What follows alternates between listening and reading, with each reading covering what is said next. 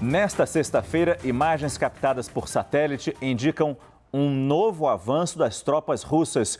O editor de internacional Marcelo Favalli está de volta aqui no nosso estúdio, trazendo um mapa atualizado do conflito na Ucrânia. Favalli.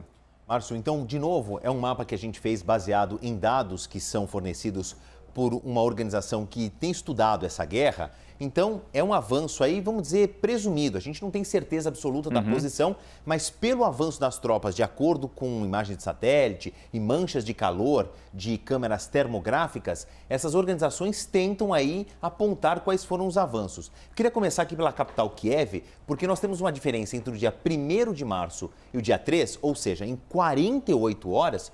Olha isso aqui. Esse é um destaque da capital. Exatamente. A capital está aqui nessa manchinha branca. Essa é a região metropolitana de Kiev, cortada pelo rio que eu falei agora há pouco. E olha o avanço, principalmente pelo lado leste. Então a gente entende, mais uma vez, que existe uma estratégia realmente de envelopar a capital, de cerco. Aqui se aumenta este flanco pelo oeste e vem crescendo muito em direção pelo leste agora também. É impressionante. Aqui a gente vê mais azul, onde havia controle, e eu uso o passado porque é no dia 1º de março essa imagem, havia controle maior aqui nessa área das tropas ucranianas. Se a gente vai para o outro mapa agora, vê um grande laranja se estendendo, não coincidentemente, em direção a Kiev. Mas também essa mancha aqui. Aqui também há uma grande diferença, né, Favalli? Tem quase uma mão de diferença aqui, ó. Vazio de tropa ucraniana, vira russa aqui. Exatamente. Incrível. E o detalhe entre oeste e leste é porque todo o país, passando pela capital, é cortado por um rio. Então tem uma estratégia aqui de fechar pelos dois lados. Por que eles só não vêm de um lado? É por conta disso. Existe um rio que corta o país e entendemos que a estratégia dos russos é preencher ali as duas margens. Só mais uma observação. Essas tropas que estão ganhando cada vez mais volume aqui nessa região vêm naturalmente de Belarus.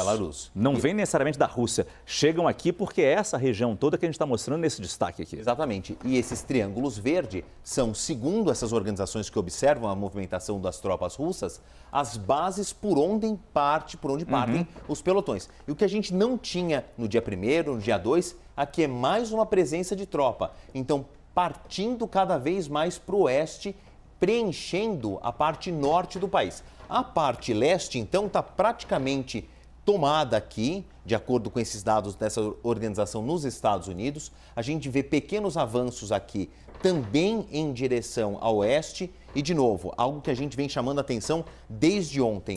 Olha como o sul e as saídas do mar da Ucrânia para Azov e o Mar Negro estão fechadas, cada vez mais difícil. Isso é em qualquer guerra que você tem um país com uma saída para o mar, é muito estratégico, porque você limita, por exemplo, uma fuga pelo mar e não só isso, você acaba controlando, por exemplo, essa estrutura naval, como é o caso de Mariupol, como é o caso da Crimeia, que já pertence à Rússia desde 2014. Favalli, você falou da cidade de Odessa, que fica bem aqui, né, nessa região aqui, e a CNN americana tem um repórter lá, Nick Payton Walsh, e ele mostrou todo o reforço que está sendo feito pelos moradores de encher saco de areia para haver alguma barreira, alguma proteção contra as tropas russas que podem vir naturalmente daqui por terra, mas fatalmente virão aqui pelo mar. A gente vai trazer essa reportagem da CNN Internacional, nossa co-irmã, daqui a pouco. Pois é, vamos voltar um pouco no tempo. Eu acho que a memória de todo mundo deve lembrar do dia D, do desembarque dos aliados na Normandia, aqueles caminhões anfíbio trazendo as tropas. Pode ser que seja usada uma tática como essa. Por isso, a dificuldade de cobrir Odessa com esses sacos de areia. A gente está falando muito do sul da Ucrânia, mas é fundamental a gente ter os nossos olhos, nossa atenção ali no centro, Kiev. Hoje foi mais um dia de ataque à capital Kiev, Favalli. Aí, lar de quase 3 milhões de cidadãos, de ucranianos. É claro que essa aqui é uma medida oficial. Muita gente já fugiu da capital. A gente já tem um número de refugiados que passa de 1.200.000. Obviamente que a capital Kiev está bem mais esvaziada do que essa média de população.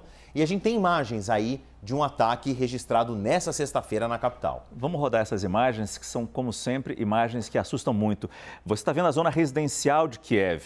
A gente consegue ver uma coluna de fumaça que foi resultado de uma explosão que acredita-se foi causada por um míssil, segundo a agência de notícias Reuters, que cita a polícia de Kiev.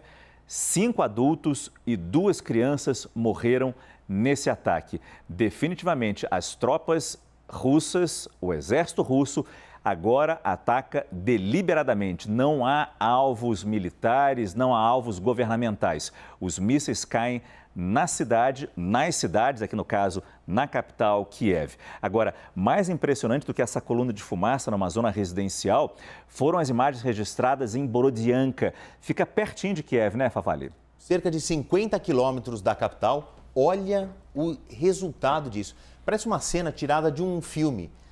Prédios foram demolidos. Muitos deles têm marcas de incêndio.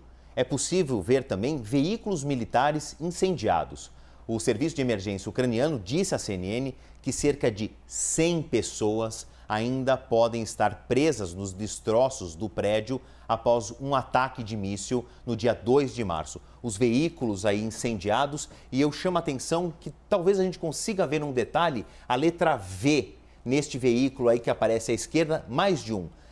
Segundo relatos da própria CNN, um dos repórteres que está nessa região de conflito descobriu que é uma marcação feita pelos próprios soldados russos. V e Z indicam que são veículos russos, que é uma marcação entre os pelotões para que eles evitem o chamado fogo amigo, para que os batalhões se identifiquem. E o V seriam tropas que foram enviadas da região oeste da Rússia, no leste da Ucrânia.